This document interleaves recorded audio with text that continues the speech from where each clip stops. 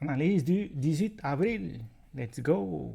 Bon, on s'attendait à avoir un marché avec peu de volatilité. Et finalement, c'est ce qu'on a aujourd'hui. Donc, on garde les mêmes chemins qu'on avait hier, c'est-à-dire qu'il faut patienter les cassures des extrémités ou bien de faire un fake out juste pour venir attraper les liquidités qu'on a laissées, par exemple, à ce niveau-là et à ce niveau-là. C'est-à-dire que les chemins probables, c'est soit on joue la cassure des extrémités, soit en longue, ou bien sûr en short. Ça, c'est une des possibilités.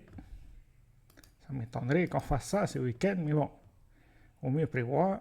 Et l'autre possibilité, bien sûr, c'est si jamais on vient attraper les liquidités avant de retracer le mouvement et de venir tester notre zone de support, par exemple, ou bien le chemin inverse, c'est-à-dire qu'on vient attraper la liquidité qui se trouve sur notre zone de support avant d'aller tester notre zone de résistance. Voilà.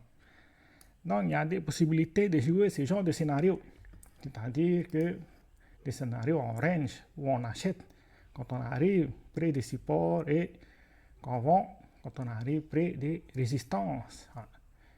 Et puis, bien sûr, si on vient en détail, ça reflète ce que le marché fait en ce moment. C'est-à-dire qu'il y a peu de volatilité sur le marché. Il y a peu de contrats qui sont à l'achat et à la vente aussi, que ce soit à l'achat ou à la vente. D'ailleurs, c'est un bon week-end pour étudier. Au lieu de rester figé à regarder son graphique, mais il vaut mieux passer son temps à étudier.